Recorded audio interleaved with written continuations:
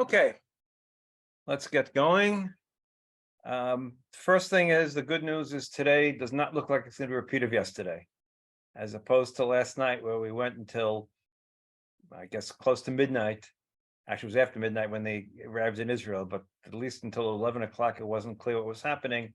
Tonight, at this point, the hostages are in the Red Cross hands, and they're about to be turned over to the Egyptians and then turned over to the Israelis, probably as we speak.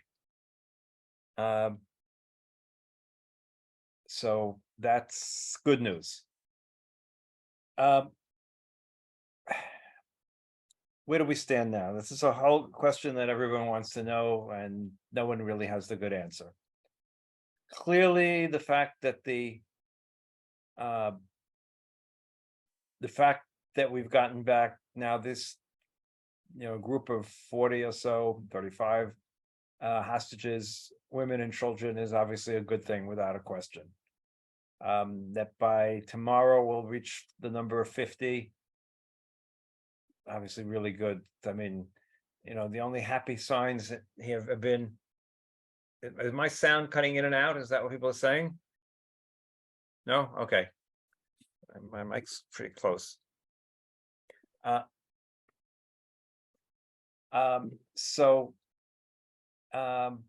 of that is good. All of that is good because, among other things, the children. I mean, there's just no two ways around it. There's no way we can continue. There's no way we're able to, as a country, knowing that Hamas has these kids, and whatever the cost at this point, the Israelis are united in the fact that we have to pay that price, whatever it may be. The big problem always comes in, the idea of returning the hostages and ending Hamas. As much as we say it's the same thing, it isn't the same thing, clearly. Because clearly Hamas looks upon the hostages as its insurance policy. And that's what it sees as its way out of this whole thing. And they still believe that they're going to end up surviving. And if some of the international community has their way, that's what will end up happening, clearly. Not if Israel has its way. And I don't think there's very, very few people in this country who are not willing to pay the price, which does not include the children's hostages, but it may include, unfortunately, the army hostages, as much as I hate to say that, but willing to pay the price to end the rule of Hamas once and for all. That's, of course, easier said than done, because Hamas is more than just a military organization. It exists in the West Bank. It's, at least based on, if you've read the survey that I sent out last week, it's much more popular than anything else. So that's really important. It's a really important factor. So it's going to be really hard to do anything, ultimately, to get rid of them. I mean, the answer is, if they fail, then hopefully that will undermine their whole argument. Now, remember something, right now they're succeeding. Right now, by getting us to let go of the prisoners that we're letting go, says only Hamas is able to do it. The Palestinian Authority couldn't do anything. Look, the only way to get prisoners out is through violence. They succeeded previously. Look, when they took Gilad Shalit, it worked. Gilad Shalit was taken, took 5 years, but after 5 years, the reality was we let go over 1,000 of the worst prisoners, or almost all the worst prisoners, including Sinwar. So right now, Palestinians on the streets of Ramallah and the West Bank and East Jerusalem are saying, oh, look, Hamas managed to get all these prisoners back. Maybe it's worthwhile to kidnap Jews and maybe kill them, because look what we're getting. Also, a few buildings are knocked down. Yeah, we can rebuild the buildings. I don't think they believe the numbers that are being thrown around about how many Palestinians have been killed. Certainly, the New York Times seems to believe numbers that Hamas gives out, which astounds me. Not so much that, there's no doubt that lots and lots of Palestinian women and children are dying as collateral damage, but to quote the numbers that are given and to say it's 70% of those killed are women and children, based on what? based on the fact Hamas tells them that? Did one of their independent correspondents go and count bodies? Did anyone independent count bodies or have any idea? No. The reality is they take the information given by Hamas, and that's their starting point. Why do they do that? I don't know. To be honest with you, I don't know. You would think that after what happened with the hospital, or what happened historically over time, is time and time again, they don't seem to understand that Hamas's numbers and everything else are all tied to their propaganda. But they fall for it, and it's not only that they fall for it. It follows the old Goebbels line, right? You say it enough times, it becomes part of the conversation. You listen to people talk about the war, and even people who were not necessarily sympathetic to Hamas. They report the number 5,000, 6,000 children have been killed. Well, that's like the accepted number. Where is that number from? So, does it matter if it's 3,000 or 6,000? Maybe not, but it does to some extent. It does because it assumes that we are waging this war indiscriminately, which just isn't the case. Now, are we a little bit less discriminate than we were previously? Yes, that is true. We gave people plenty of warning to move out, to leave, etc. And at some point, we've gone ahead. If we can kill the top Hamas person, we've gone ahead and done it. But it's not indiscriminate. It's clearly not indiscriminate. And of course, it's not all the terrible things that people say in terms of genocide and all those other things. That's just a different world altogether and not based on any sort of reality. But on the other hand, this has not been the most successful military operation in Israel's history. It has been in terms of casualties. And this is where it really comes to the trade-off becomes. The casualties that the IDF has had, not obviously on October 7th, but since we entered the ground war, have been remarkably low. I mean, yes, every casualty hurts and every soldier that gets killed hurts and the whole family is disrupted for the rest of their lives. But relatively speaking, the estimates were it would take 1,000 soldiers to conquer Gaza City. Deaths I'm talking about. And basically we've done it in 5%, that number. We've done that with technology. We've done that by being slow, by being very concentrated, and by using our most advanced, our biggest advantage. The fact of the matter is we have overwhelming power, overwhelming firepower. And that overwhelming firepower translates to the fact that it's very hard to come up against an idea of soldiers because you're going to be killed, almost definitively, whether it's from the soldier or it's from a plane above or it's from a laser guided missile from below, you're going to die because Israel has overwhelming firepower. But what did we not do? It's 6 weeks into this war and we've conquered basically a third of the Gaza Strip. Just think about that. In 6 days, I mean, it's a different thing. It's not urban. You could go all the reasons, but just think for a moment. In the 6 day war, in 6 days, in the 6 day war, we conquered all of Sinai, all of the West Bank, and the Golan Heights in 6 days. With 6 weeks, and we've conquered 1/3 of the Gaza Strip. There are all sorts of reasons for that, and part of the reason is to limit civilian casualties and all those sort of things. But you could not really call this a most successful military campaign. On top of which, we are having to engage in negotiations with Hamas to release the prisoners. Except in one case, we have not managed to free one prisoner by military means. Yes, I know it's very difficult, and I'm not saying it could have been done. But still, when you look upon what the military goals of the operation was to eliminate Hamas and free the hostages. Well, we didn't. We freed one hostage, and we've conquered 1/3 of Gaza. We've destroyed their parliament. We've destroyed their buildings, but we have not destroyed Hamas. And we've killed a significant number of their major leaders, but leaders are replaced pretty easily, it would seem, and that's not going to destroy Hamas. Can we still do it? The answer is yes, if the United States stands behind us. But Biden is alone there. If Biden wasn't president of the United States right now, I'm not sure where we'd be. I really am not sure where we would be. And so we're very lucky, the fact that Biden is president, but even he has his problems.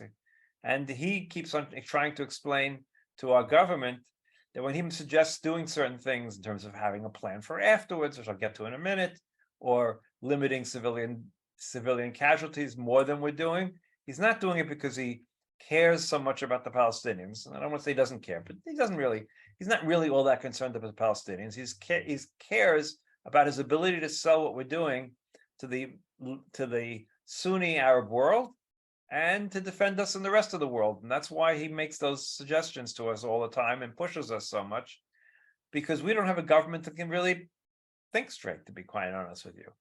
I mean, one of the biggest problems with this war, and I think I wrote it long before the ground campaign, the old saying by Clausewitz is that war is the extension of politics by other means. Well, guess what? When you have a war, you have to have a political goal in mind. What is your goal? What is going to be the end result? And part of the way you fight a war is often to achieve what your political result is, what you want it to be. But I don't think we know what we want, to be quite honest. We want Hamas to be gone. Well, that's great. We all want Hamas to be gone. And, a lot of things we all want. But we need to have a plan that says, okay, what are we trying to achieve for the day after?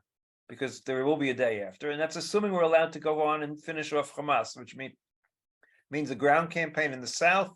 I don't know what we do with all the people we told to move south. That doesn't seem to be, I'm not really sure how well thought that was, but okay. We have all these people in the south, and Hamas is in the south, and now we have to get to the south. But let's assume for the moment we're successful in having a ground campaign in the south, and let's assume it doesn't take that long, whatever that is supposed to mean, but that long. But then what? What is our plan? Now, you have to have a plan. And even if it's a bad plan, you still have to have a plan to say, I want to achieve A, B, and C. And in order to achieve A, B, and C, I want to make sure that our military is in X, Y, Z places when the war ends in order to achieve that. And I want to make sure that throughout the war, I'm working with the Egyptians or whoever it might be in order to see that they'll come in afterwards. Without that, you're nowheres. And unfortunately, this government can't make a plan because the government will fall if it makes a plan. Because any plan that the government might put forth will be opposed by the right-wing part of this government. They are still dreaming of going back to Gush Katif and resettling the Gaza Strip. I mean, it's an obsession. It's been an obsession amongst the religious Zionists, much more so than I ever thought. I only learned this, quite frankly, sometime in the beginning of the judicial reform, when I met one of my closest friend's daughter, who was religious, but was at the demonstration, so you can understand where her politics were. But she lives in a religious moshav, and she was telling me about her children. Her oldest child is 18, and they go down from there. And she was telling me about how her children's friends were all being brought up amongst, with mother's milk, that leaving Gush Katif was the worst thing that ever happened, and we have to get back to Gush Katif, which is the area that we pulled out of, that Sharon pulled us out of in the Gaza Strip. So you have people who've been dreaming about this for 20 years, returning to Gush Katif as the single most important thing. I mean, let me be honest, I understand, although I don't agree with, why people want to live in Hebron or other places in the West Bank that have real strong biblical Jewish roots to it. I don't think it's worth it, but we'll leave that part aside for the moment. But I can at least understand the underlying, pull to live in these places. Gush Katif was Philistine. I mean, it was never, maybe at some point during Solomon's reign, we actually ruled it, but it was a very short period that we've ever been in that part of the world. And there's no logic to ever returning there from a historic Judaic position. But these people really believe that. And, 13 members of this coalition, plus some of the Likud members who you could not tell the difference between some of them and some of the people in the religious Zionists, all believe very strongly that that's what we should be doing. So Netanyahu is really stuck if he wants to stay in government. And the most important thing for him is staying in power as opposed to what's good for the country. So that's a real problem at this point. We don't have a plan, and we don't seem to be able to have a plan. And I'm not sure we have people capable of coming up with a plan, because it's really nice that Gantz and Eisenkotz joined the war cabinet, and I trust to some extent their military judgment, and I say to some extent. Gantz is not but is certainly responsible for part of the conception that failed on October 7th. He was defense minister for enough period of time. He was chief of staff for a long enough period of time during the whole period where we created this conception. Yeah, Bibi is number one responsible, but Gantz has to take part of that responsibility. Eisenkot a little bit less because it goes back a few more years, but still. But they're not great strategic thinkers. They may be military men, but they're not great strategic thinkers. They're not great diplomatic thinkers. Again, Paris may have been a dreamer, but he at least had dreams and thoughts and ideas, and others had strategic thinking. These people don't, which is part of the problem. So here we are. Now we have another big problem again, or on top of everything else, we have two other big problems. Problem one, which came up again today, is our little friendly Houthis down in Yemen. People we never really thought about very much. I mean, I've known about them, and certainly their ongoing war with Saudi Arabia that's been going on for 10 years. And the Saudi Arabians have not managed to defeat the Houthis in all this time. But the fact of the matter is, they today took control of another Israeli-owned ship. And they've made it very clear they're not going to allow Israeli-owned ships to pass their coasts. Now, from what I understand, and again, the information is still a little bit new, the U.S. Navy was able to intercept a second attempt at intercepting an Israeli or some other ship, and the U.S. Navy intervened in that case. This is something that the U.S. Navy has to do. I mean, we have these corvettes or ships that can go far enough that we could theoretically patrol off that coast, but we really don't want to. It's a long journey for our Starfires, our new ships, to go all the way down there. And the U.S. Navy obviously has a task force there. So the question is, will the U.S. Navy protect Israeli ships off the Yemenite coast at this point? I would think so. It's always been the job of the U.S. Navy to ensure blue waters are passable from pirates and all others. So I would hope the U.S. Navy is going to step up in the next week or two and ensure they do. The Houthis, from what I understand, and I don't know how much true this is, have warned that if Israel attacks them, they're going to attack the Saudi Arabian oil refineries again. And they have, a lot of these Malatim, these UAVs that could attack. It's a much shorter run than it is to Israel. And the Saudis, I'm not sure, they have better defensive now than they did previously, but I'm not sure how good the defenses are right now against these drones. So it makes for a complicated situation. Israel cannot lose the ability to go through Bab el-Mad to use the Red Sea. A significant portion of our shipping comes through there, either what's going to Eilat or ships that are going to go through the Suez Canal and come to Ashdod or Haifa. So that is really an important choke point, and we can only hope the U.S. will do its part in terms of maintaining the oceans there. And this is without even talking about the north. We have the north, which is has no people in it at this point. All the towns in the north have been evacuated. My in-laws actually live in Shlomi, and spoke to them the other day. They're in Tveria with everyone else they know who are living in a hotel in Tveria, and no one's going to go back there until someone figures out what to do about Hezbollah on the border. And the question is, can we get rid of Hezbollah on the border by diplomatic means? Well, minimally, the only way we can do that. By the way, just as a side, I'm seeing clapping in, I think it's kibbutz Nachal Oz, as they're seeing pictures of some of the children coming back right now. So I have a screen open but no sound, so I'm just guessing what I'm seeing. In any case, so this is moving forward. It looks like a lot of clapping going on. So I guess they. So in any case, that has to be dealt with as well.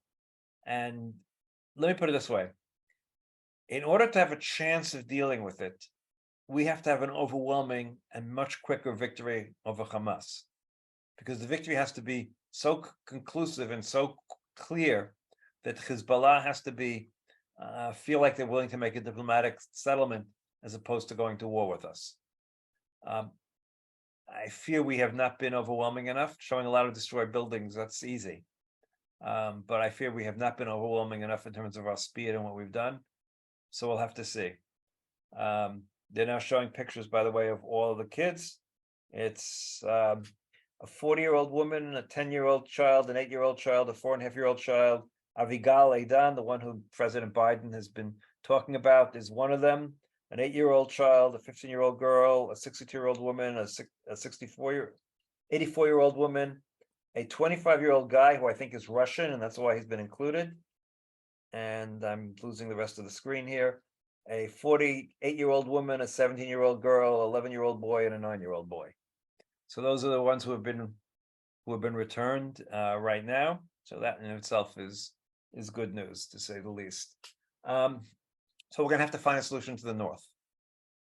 Hopefully a diplomatic solution, because I really don't want to spend a week in the bomb shelter if we get into a fight with the Hezbollah in the north and their rockets. And then the last thing I want to talk about is the effect on the world in two different aspects. One, I want to just go backwards for 2 seconds. Some of the idiots in and out of the government keep on talking about, well, the solution to Gaza is to getting every country to take 50,000 of them, and then they'll all go somewhere and we won't have the problem. There are two problems with that. Number one, they don't want to go. You know, the right wing in Israel have been dreaming of the fact that Palestinians will leave the country since the very beginning. Now, some have left, which I'll get to as a problem in a minute. Some have left. There's clearly been an exit of Palestinians. And despite the fact that some have exited, their birth rate has been so high that it doesn't make a difference. They keep on growing, even with those that exit. Number two, to be honest with you, Palestinians who leave Israel bring anti-Semitism to the rest of the world. While they're not the only ones who are bringing anti-Semitism to U.S. campuses and U.S. Congress and other places, they do represent a hardcore and a basis for a lot of it, and especially in Europe, without a doubt. So the idea that Israel will export Palestinians to the rest of the world so Jews can deal with them somewhere else does not seem to be a very Zionist idea, to be quite honest with you. So that's therein lies the problem. Now, beyond that problem, and I've talked about this before, we have this a problem that we don't alone have, but it's a problem, my favorite point, learning history. Well, kids these days have no interest in history, have no interest in real context. They're most interested in what they heard the last minute on TikTok. Whatever they heard the last minute on TikTok must be true. So our schools have failed overwhelmingly in terms of teaching the history of the world, history of the Middle East, history of Israel, all of those things, to understand that there is no black and white. It's a very complex situation, and they're not interested. Let's get on board. River to the sea. That's a great slogan. Let's join in on it. And those Jews, they're part of the white establishment, so they must be bad, etc., etc. You all know that. I don't know where that part ends. Anti-Semitism in America took a nosedive after World War II. Enough GIs came back from Europe, enough saw with their own eyes, visited the concentration camps. Eisenhower was basically ensured the fact that as many GIs as possible toured the concentration camps. He made sure the Germans toured them, but he made sure a lot of units basically went through the concentration camps and saw with their own eyes what happens. And when the people who didn't see it spoke about it and told their family about it, and the whole concept of the Holocaust resulted in a huge decrease in anti-Semitism in America. That, combined with the state of Israel being formed, changed the dynamics of anti-Semitism. And it looked like, until about 20 years ago, wasn't an issue. But even before this war, as we all know, anti-Semitism has grown tremendously in the United States. There are a lot of factors to it, and intersectionality, and the fact that the Palestinians have become, even before this war, have become a cause célèbre amongst the left in the United States, has contributed to it. And everybody believing this is on the right and the left, both. Everyone believing in conspiracy theories. This whole idea that there are all these conspiracy theories out there, and people buy into them. And the oldest conspiracy theory in the world is the Jews and Zion, protocols of Zion, the Jews controlling the world, etc. That's one of the oldest conspiracy theories, and that's very much still very much alive. And I don't know where we end with that, to be quite honest with you. It could be a challenge. It's going to require rethinking what needs to be done, what can be done, and I'm not sure anyone's up to it, to be honest with you. I don't know. On that happy note, I'm going to open things up to questions. Let me just get you all on my screen at the same time so I can view gallery. Okay, so if anyone who wants to ask, just raise your hand and I'll.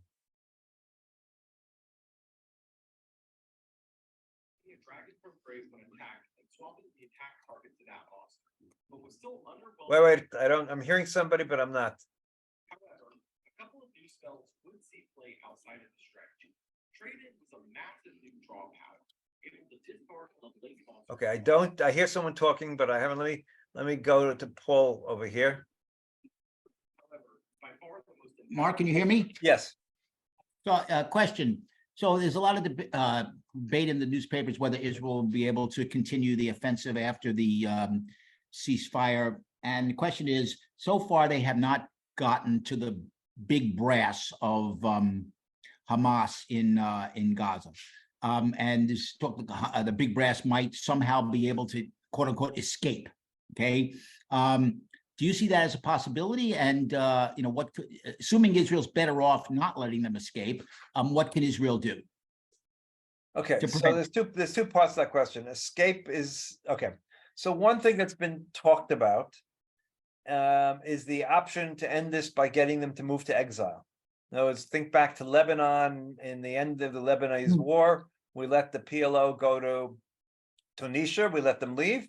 And they left Lebanon alone. So the idea that they would leave, go who knows where, who would ever give them, diplomatic asylum, and theoretically try to do something from afar. That is probably a better solution, not a better outcome, but a better solution than having to fight in every last tunnel to find every last one of them to kill them. And it's also a better solution. I can see a possibility to having that deal in return for releasing all the hostages. That was the last group of hostages. I can see a deal coming together that says, okay, we're now, our army's now in Khan Yunis, our army is now in Rafiah. You're somewhere down below us. We're closing in.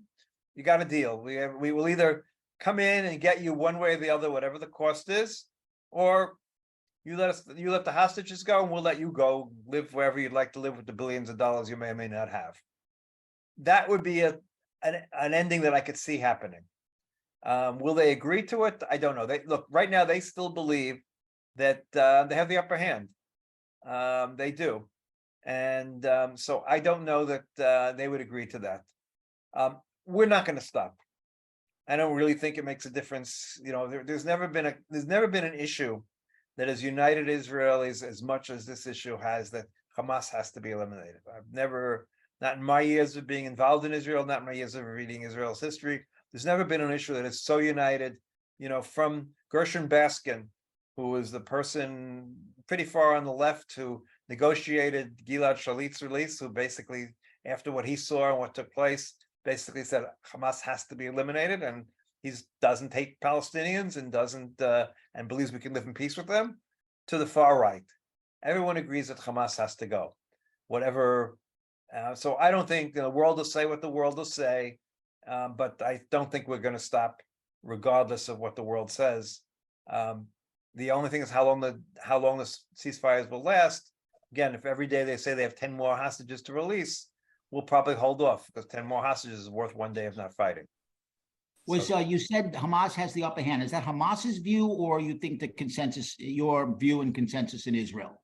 I didn't say they have the upper hand. I wouldn't say they have the upper hand. I say the fact that they still exist is a positive from their viewpoint. In other words, it's not so much they have the upper hand. And militarily, they don't have the upper hand. Militarily, they can't win any battles. I mean, it's not, it's not going to happen.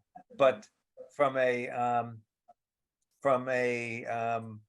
fact that they still exist, and they think they're going to exist at the end, they have not come to the conclusion they're going to lose this war.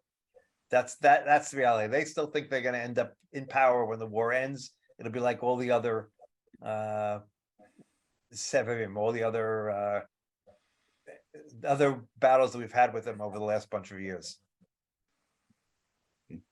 Thank you. Okay. Yes, Larry, you have to unmute. You know what? My hand is up. The mic is alive. My hand is up. Do not do it. The time frame, the possible scenario for Bibi's government to fall. Wait, you need to repeat that. You came across quite garbled. Larry, repeat that. Get closer to the mic or whatever. Give me a state. Is that better? No. No. If it's horrible. Pick someone else for now, and I'll try to make it louder. For some reason you sound better. I sound better? You sound better. She always sounds better. He wants to know when how BB's government gets. When is Bibi's government going to fall so they can come to perhaps a viable political goal? Okay, so the only way Bibi's government falls at the moment, there's only one real way. That for once, 5 members of Likud have the backbone to make it fall. Now that's a big, it needs 5, really needs more because they'd want to go without the Arab parties. Until now, through all of this, there haven't been, as the old saying was, to finding in Sodom, finding one, God, Abraham argued with God theoretically, find me one righteous person in Sodom. Well, there hasn't been one righteous member of Likud who's been willing to go up against Bibi. They all talk about it privately, but when it comes down to it, no one's willing to actually do it. So do I put a great deal of, faith? I don't know. I mean, there was a comment today made by, one of Miri Regev's people, and she basically said, and Miri Regev is a strong supporter of Bibi, that Bibi has to go. A lot of the Likud people are saying on the side that they're saying that he should go, but were they willing to come up and actually do it? I don't know. Look, leave aside all the things that led up to October 7th. Let's put everything aside, right? So let's not blame him for October 7th at the moment. I mean, I think he's very responsible, but let's say he's not. The government since October 7th has been a disaster. Been an absolute disaster in terms of all the civil aspects of the government. If there wasn't civil society here right now doing what it's done, I don't know what would have been. But the government has not managed to get its act together. Just about now, we're starting to get a little bit more government doing things, but we're 51 days into this war. That's a long time to be incapable of what you're trying to do, and they still haven't really made the hard decisions in terms of budget and everything else. So we'll see. I mean, people want to survive too, and politically, the Likud will not survive. I mean, if you saw yesterday, if you saw what the polls show, again, polls don't prove anything until an actual election, but there's never been a poll quite like that, not since Sharon and Sharon, left Likud and created his own party. So we'll see. Anyone else? Yes, Michael. Hi. At risk of stealing your show, but I just wanted to expand on something when you said if anyone thought the Palestinians going elsewhere in the world would do any good. I agree completely. It would be spreading rabid anti-Semitism wherever they went. But what I find very few people remember or know, that during the first Kuwait war, the Palestinians, not Hamas, all the Palestinians, from the babies to the adults, thought it was wonderful that Saddam Hussein, the greatest killer of Muslims in the world, took over Kuwait. When the dust settled, all the countries with money out there, the Saudis, the Emirates, the Kuwaitis, knew they had quislings in their midst. They had hired tens of thousands of Palestinians who speak Arabic to clean their toilets and to fly their planes and to be their engineers and everything else while they sat back and counted their money. They kicked them all out and replaced them with Indonesians and Filipinos and Pakistanis. The leaders of the Arab world tell their street, their people, that they're defenders of Al-Quds, they're defenders of all the Arabs. But they universally are terrified of the Palestinians. They hate the Palestinians. And why don't you take over now? It's your lecture. It's okay. Listen, I'd say two parts to that. Look, I think the Palestinians are the group in the world that least deserves a state. Least deserves amongst all the national movements, Armenians, they least deserve a state. Let's be honest. They were the ones who turned down a state when they could have one. They're the ones who introduced air hijacking, blowing up planes, modern day terrorism. All those things were introduced by the Palestinians, by the PLO in the late 1960s and 70s. They were the ones who brought terrorism to the world. International terrorism was an invention of the Palestinians more than anything else. They're the ones that did Munich Olympics. I can go through the list of terrible things the Palestinians have done over the years. They don't deserve a state for those things. They also don't deserve a state because the tragedy of the Palestinian people is they can't say yes. Look at it from all the way through 1947. Well, go back to the Peel Plan in 1936. They wanted to give us a state the size of a postage stamp. Basically, it was Tel Aviv and Netanya. That was going to be the Jewish state. They turned that down, and they started the Arab Revolt of the Arab Revolt was already going, but the Arab Revolt took higher levels when they turned down the Peel Plan. And the British, of course, then decided on the white paper. They turned down the Partition Plan of 1947. They, in 1967, after 67 war, instead of negotiating, and they weren't alone responsible. This is the Arab world as a whole. But the three no's of Khartoum: no peace, no negotiations, no recognition. So no, nothing. They turned down Ehud Barak's plan at Camp David. They turned down immediately afterwards the Taba plan. They turned down the Clinton initiative, the final plan that was presented, which gave them more than Barak was willing to give, but Israel accepted reluctantly what Clinton put forth. The Palestinians turned it down. They turned down Ehud Olmert's plan, which gave them basically 100% of the West Bank. I mean, with land swaps, they gave them 100%. They turned that down. They turned down the Trump plan, worst plan. But I was actually knew a little bit because I was on television a bunch of times. Someone from the Palestinian Authorities, Hanagah, from their leadership. I said to them, accept it. Then you can negotiate. No, they couldn't accept the Trump plan. And of course, we gave them Gaza back. We left Gaza, and they could have built Singapore in Gaza, but instead they destroyed everything we left behind, and they decided to continue firing rockets at us because they didn't want a little mini state that they could build on. Because if they had built a successful place in Gaza, it would have been easy to negotiate the West Bank because, here's a model that works. They're friendly with us. They're at peace with us. Okay, we can afford to give up part or all of the West Bank because it was modeled. It works. No, they decided to send rockets at us and continue the fight. So there are people that don't deserve a state. The problem is we don't deserve them as citizens either. And therein lies our biggest problem. Because as much, and that's the dilemma that we have, for as much as they don't deserve a state, we have no other solution but to somehow separate with them. And the only ultimate solution, sometime in the life of my great-grandchildren, will be two states. It won't happen in my lifetime. I don't think it'll happen in the lifetime. Maybe there's a little child somewhere on this screen, but I don't think it'll happen in the lifetime of anyone on this call, frankly. But it'll eventually have to happen. unless, I don't know if the world all blows itself up or we all wash away for global warming, but leave those possibilities aside, that is the only solution that could ever exist. But it can't happen anytime soon because they're not ready. They hate it. We saw how much they hate us. And we obviously can't give people who hate us so much a state.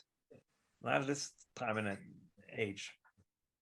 So Mark, Yes. following up on that, again, in the US, all the news is that Biden and Blinken and those, the administration wants to have some Palestinian Authority related group take over Gaza. Netanyahu said no. Presumably the US will put some pressure on Israel. So how does that play out? Okay, one plan that I heard of that was reasonable recently was some sort of a techno government in Gaza with the Egyptians ensuring the fact that it's disarmed. In other words, before we leave, we obviously destroy all the tunnels and all the military infrastructure that was built. The Egyptians come in and ensure the fact that it stays disarmed. And there's a techno-Palestinian government that may be loosely, the Palestinian Authority isn't going to last much longer the way it is anyway. I mean, Muhammad Abbas is 88 years old. I mean, may he live to 110, but he's not likely to, with heart problems and everything else. So at some point, he's going to go, and I don't know what's going to come afterwards. But the reality is, there'd have to be some sort of techno-Palestinian government there with Egypt or somebody else. And Egypt's the best bet, quite frankly, ensuring the fact that they stay disarmed. There's no perfect solution, mind you. There's absolutely no perfect solution. Now, again, was that going to be the solution? I don't know, but that's at least something that makes some sense to me at this point. So I'm I'm not optimistically too strong a word. I'm hopeful that that's the direction we'll be able to go. So we'll see. Anyone else? I only see part of the, yes, Brock. Yes, unmute. Good.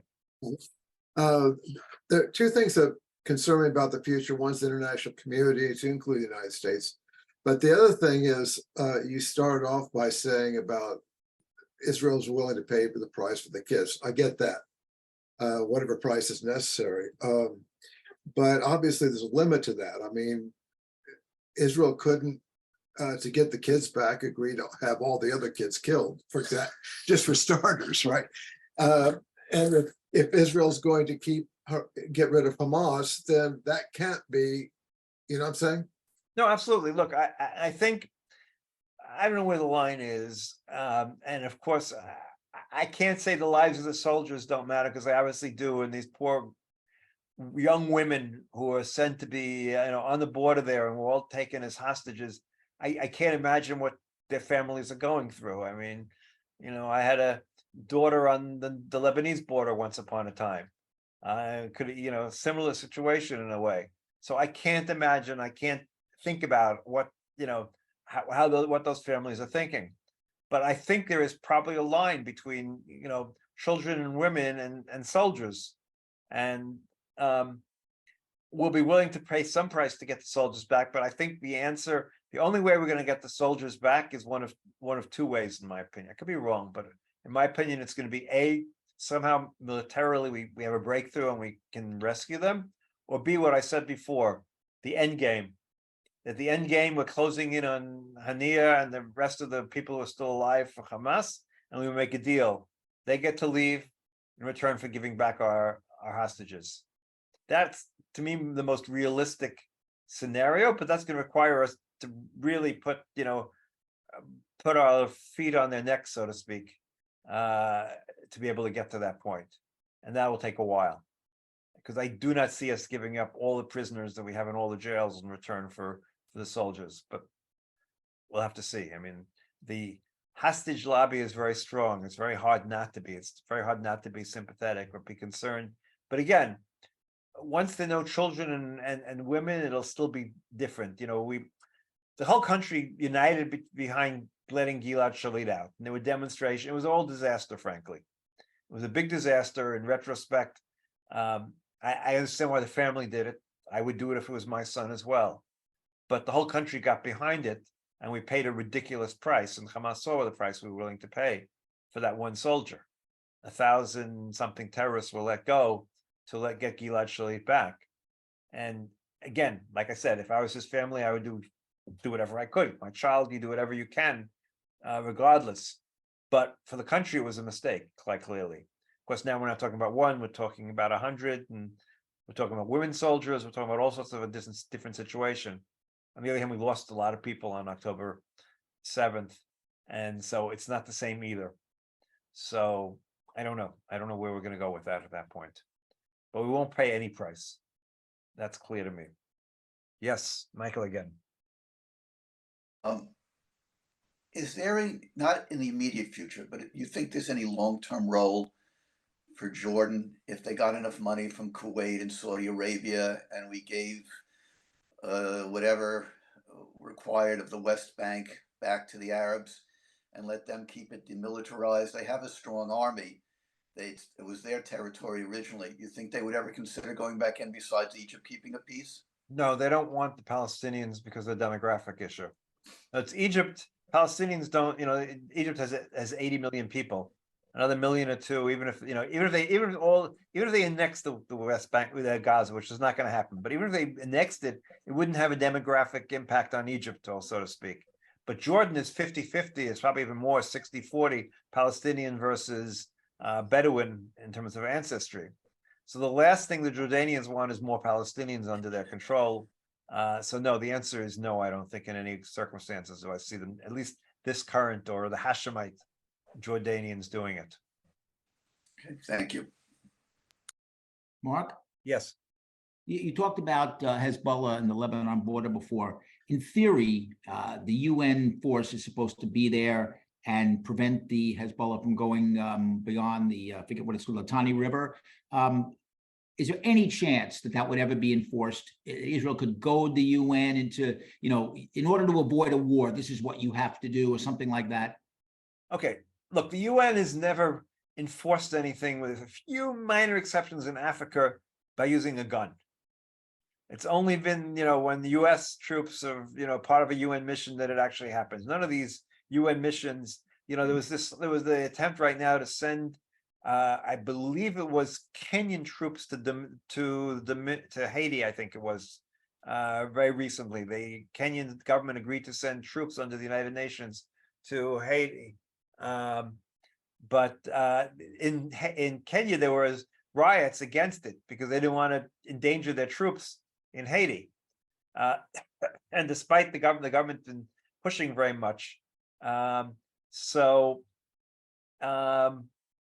just don't see the UN ever doing something at the end of a gun to enforce anything, to be quite honest with you. Then the answer is no. Then the answer is not going to happen, basically. Right. I mean, ask Yael about the Nepalese soldiers who were part of the UN force in Lebanon. I mean, these were not people who were going to go on and take on Hezbollah fighters, let's be honest. So I heard someone said that Amy Lieberman has been trying to ask a question. Okay, no, that's okay. No worries. Hi, firstly, thank you. Secondly, maybe a crazy question at this point, but is there any possibility whatsoever that the North, that all the people that are so against Israel could just converge while all of our eyes are on the hostages and are on Gaza and the North, and we could just be attacked. I mean, not we, but we from all angles while we're. The answer is no, only because they might have been able to do it on October 7th. We didn't have any forces there.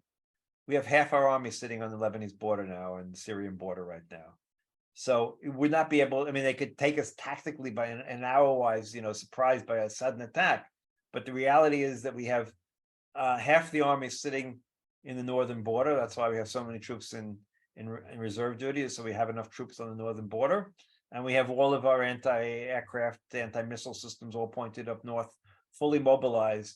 So right now, at least, no. And the other reason when people talk about Hezbollah getting involved, and I've always thought they're not likely to get involved unless we push them to, because that's a different issue, was because if they wanted to get involved from the beginning, they had to do it. If they would have done it on October 7th, I don't know where we'd be today. It would have been very, very difficult to have, get enough troops fast enough to both sides of the border. They would have successfully taken over a couple of towns up there, Ma'alot, Ma'alot too, but Shlomi, Kiryat Shmona. There were not troops there to protect them. And now there are. Now the northern border, there are no people It's just full of troops. So I'm not worried about that at this stage. Let's put it that way.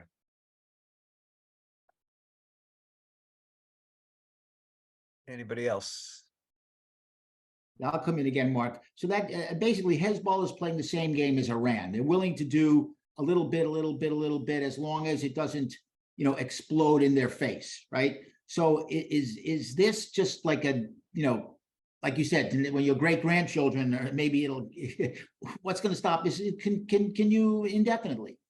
Right. So that's the issue. So we need to find a solution to that. If we're successful in Gaza, the question is, can we threaten Hezbollah in a strong enough way to get them to keep to the UN resolution that they signed on to, and to move their troops north of Litani? That's really the issue. The issue is, I mean, the concern in war with them is, of course, the missiles. But the issue for the people who are living in Shlomi and Kiryat Shmona and all the kibbutzim, Chanita and all those places along the border is the fact that their fighters are sitting, 2 kilometers, 1 kilometer away from the border fence, and they could quickly come across. And they need to be on the other side of Litani. If they were on the other side of Litani, we'd have enough warning that if they were to come, we obviously could get troops there quick enough, and the Air Force quick enough to stop them. So that is what needs to be in order to solve the problem. So we'll have to see. We'll have to see. I don't know. Victor. 2 crystal ball questions. One, it sure sounds like Hamas does not have control of the remaining hostages, that they're all over Gaza somewhere and not under their control. What do you think happens when they have to produce more hostages that they don't have control over, and how do they do that, and how do we get them back? And the second is the ultimate question. You have a crystal ball of what happens next, whatever next is, meaning we're done with the war portion. Who manages the current state of Gaza after Hamas is not there anymore? Where is the possibility of somebody to manage that part of the world? Okay, so the first question is, the bigger question is, how many of them are alive? Right. In other words, when we're talking about they're not able to find them, is that they're not able to find them because they don't have control over them? Hamas had a pretty good control over Gaza until now. No one really did anything in Gaza without Hamas knowing. So I'm a little bit questioning that. And if it's Islamic Jihad, Islamic Jihad people are being released just as well as Hamas people in terms of the jails. So I don't think Islamic Jihad is going to be a problem. I think we've made one of our historic mistakes has been to try to think separately about Islamic Jihad. The Islamic Jihad is the worst, and Hamas is the governing group. I think they're all one group, quite honestly. They're different, it's like private labeling and marketing. One's labeled Islamic Jihad and one's labeled Hamas, and they may do slightly different things, but they're all under the same control. So I don't think that's the issue. Are they with these families that took them for their, look, the only reason a family would take a hostage would be for money, right? We've offered $1 million basically for hostage. So I don't think a family who took it for the purposes of money, well, that shouldn't be a problem. We're more than willing to pay. Money is easy. So I don't see it. I think it's an excuse, quite honestly. I really don't. As to the future, some techno government made up of Palestinian administrators under Egyptian control, maybe. I don't have a good answer. That's part of the problem. Look, no one has had a good answer for Gaza. That's the historic problem, is no one has had a good answer what to do about Gaza. And we're in no better shape now, except we're fighting there. We have to have an answer because we're going to leave the place at some point.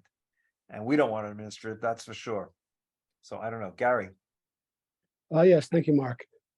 This is a kind of way out question, but is there an attitude or a thought that the Palestinians may have that they may realize that Hamas is the ones that are imprisoning them, and that if Hamas is gone, they would be happy that Israel freed them from that? Okay. There is clearly some resentment against Hamas. We don't know how widespread it is. We don't know how strong it is. There is more of it.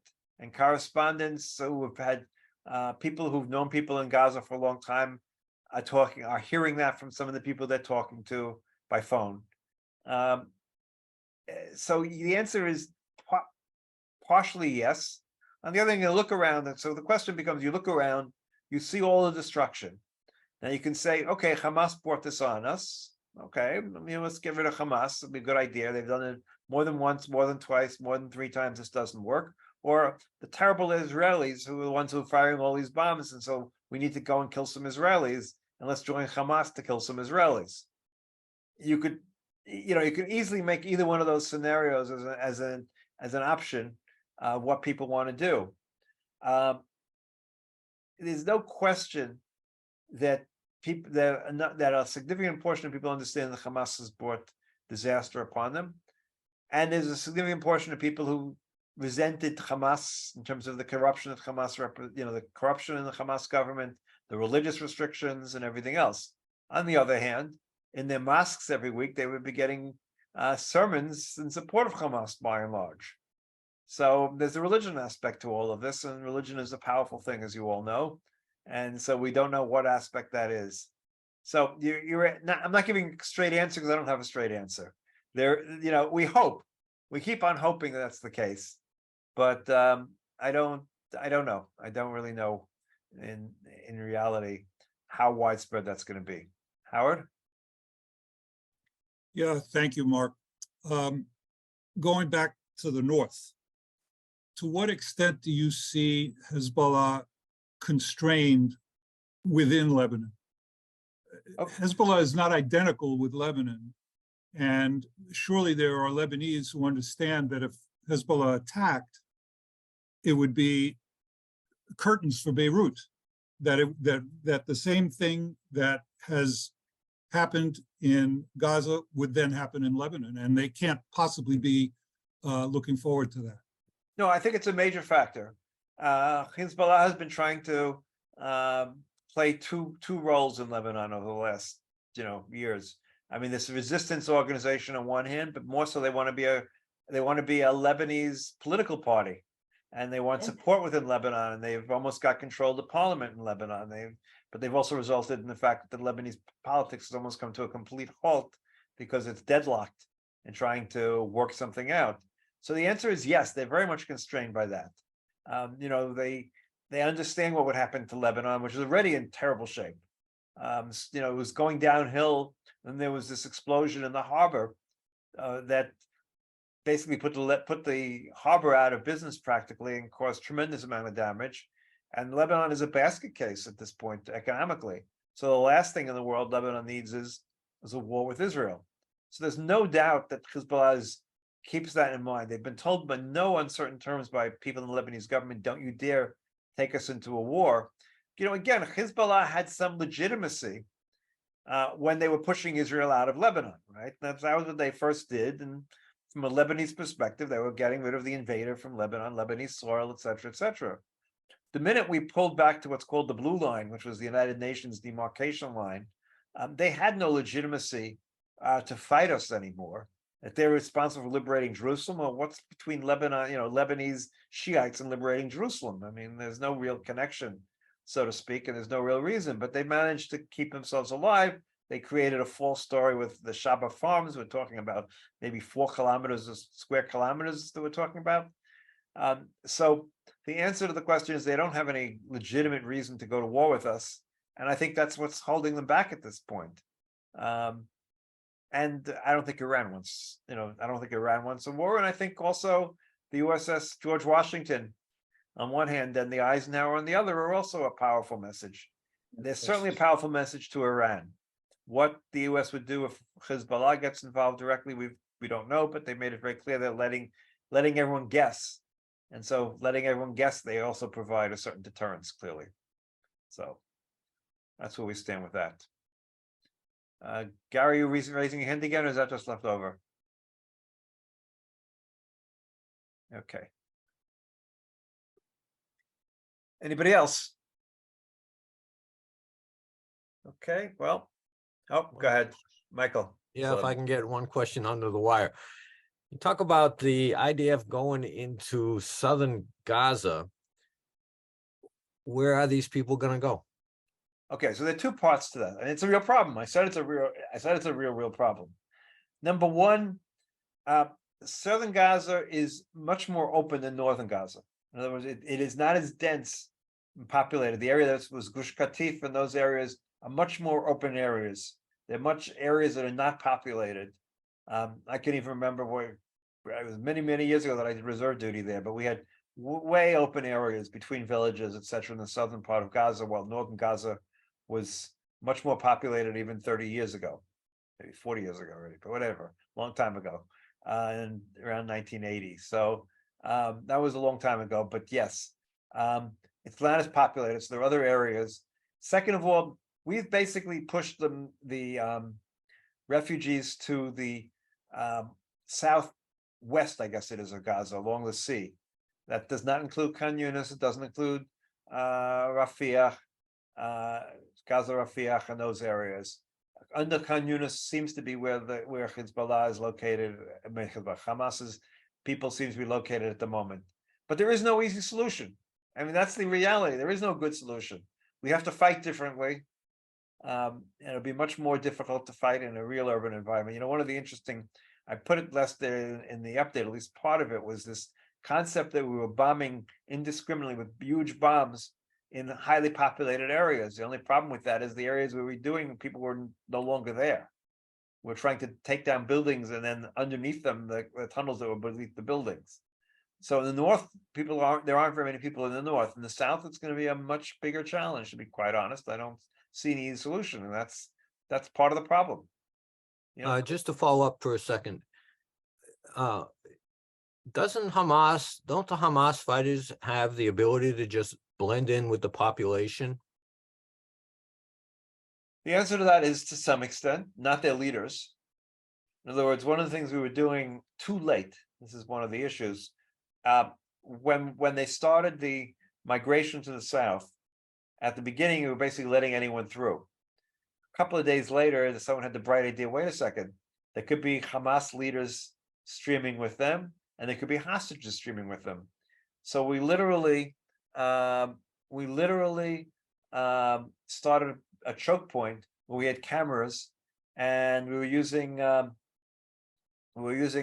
optical recognition, facial recognition, to recognize the people as they were coming through, to make sure that none of them were on our wanted list of Hamas fighters. And our wanted list are basically all the commanders and everybody who took place in the October 7th massacre. So all those people, we know every one of them took place at this point, and I think we have pictures of every, not we, but I mean the Israeli army has pictures of all of them. So we were using facial recognition in order to do that. So the answer is we probably can do that amongst the larger population, but we don't have to eliminate every last Hamas fighter. We have to eliminate every last leader, and we have to get everyone who took part in the October 7th massacre. And if we do that, and again, look, the only hope in all of this is, look, the Hamas has been in the way of peace since the very beginning. The other reason, not the only reason, but one of the main reasons is no peace at this point. The reason that Netanyahu was elected over Shimon Peres was the bombings that Hamas did right after the Rabin assassination, before the elections. That brought Netanyahu to power. And they have done everything they could all the way through to disrupt the idea of any sort of peace agreement.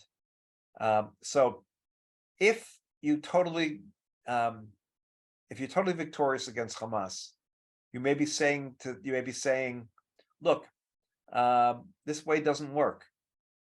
The only solution is not through armed conflict with us, it's coming to some sort of agreement. I'm not optimistic, but at least it's a direction. I don't see any other direction possible. So that I think is the goal and the slightly optimistic view. So Thank you. Any other last minutes? Hey, Mark, I wanted to ask, we're getting conflicting reports of whether we're going to like Golda Meir, Ismail Haniyeh, and the others that are living overseas. Have you heard anything different? The Times of Israel says one thing and J-Post is saying another. In terms of what, how much money they have, or what are you referring to? No, if we're going to find them and like. We will find them. When, Yeah. I don't know. We will Okay. find them. I mean, Netanyahu made a very stupid statement by saying we're going to, it was absurd. He made the statement while the head of Mossad was sitting in Qatar, probably in the same hotel with these people, but okay. So he made that statement for political reasons. But he does everything for political reasons, so we'll leave that part aside. But I have no question that we will at some point, in the same way we took care of all the Munich people who took care of the Munich massacre, we will get those people at some point. But it could take 5 years. It could take, it could take time. You gotta get the right moment and the right opportunity. I mean, we haven't been able to get Nasrallah. He hasn't left his cave in all these years. So I don't know. I mean, I guess let's put it this way: if I was Haniyeh, etc., I wouldn't be going to luxury hotels and going to restaurants out and all those things like that. So we will get them at some point. I have no doubt about it. Anybody else? Okay, well, I thank you all, and I thank you all for reading, and we'll keep turning it out, and we'll come back again in 2 weeks. Let's hope there'll be no need for anything in between. Thank you, Mark. Thank you. My pleasure. Take care. Thank everybody. you. Shalom to all. Thank you. Bye, everybody. Bye. Bye-bye.